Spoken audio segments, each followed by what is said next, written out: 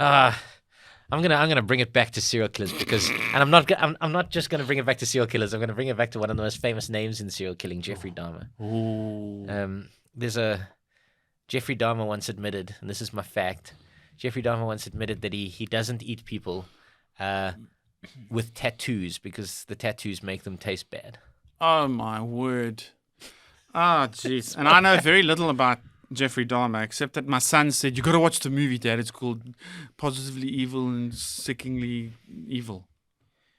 Well, it's you know what, like when the judge read his verdict, Oh, yeah. he said you were something evil and disturbingly.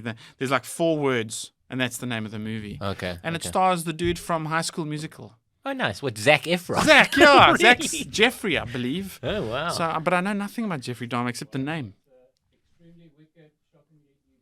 Extremely wicked, shockingly evil. Okay, there you the name are. of the movie. So my son said, "You've got to watch that, Dad."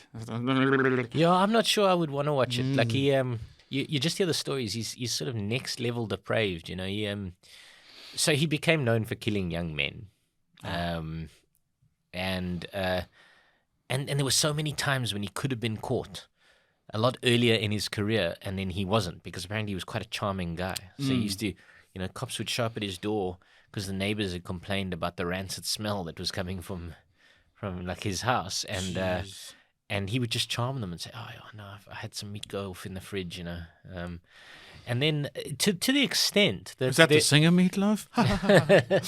to the extent that there was a story that people had reported that a naked 14-year-old boy was running away bleeding from the house, and the police caught this 14-year-old boy and returned him to Jeffrey Dahmer. And Jeffrey Dahmer apparently told them, he said, "No, this is my adult lover. I'm so embarrassed. It's my adult lover, and he drinks a bit too much."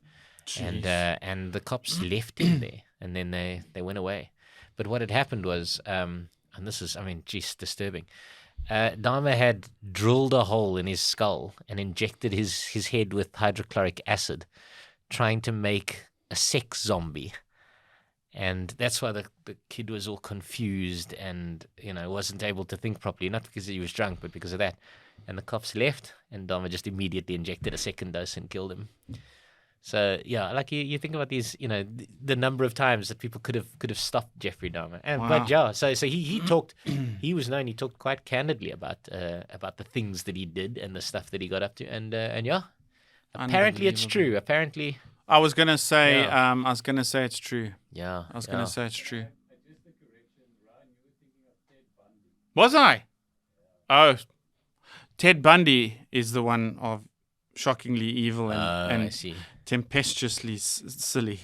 Ted Bundy landed up helping profilers later on in his life too, and it's kind of the apparently, allegedly, the Hannibal Lecter thing was kind of inspired by him because he landed up helping profilers. In fact, his profile of the Green River Killer was apparently more accurate than the FBI's profile. Wow. Yeah. Is that where they got the the idea for Silence of the Lambs from? Yeah. Of approaching a killer to try and catch a killer. Yes, yeah.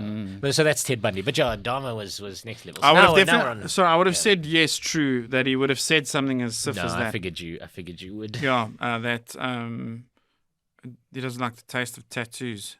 Yeah, What yeah. a stiff oak. So fuck. He used to. His flat was so full of bodies at one point that he stored one in his bath for a number of weeks. But then he had one of those showers over the bath, so he used to take his shower sort of standing over this dead body, washing his hair for a number of weeks with this corpse in his bathroom.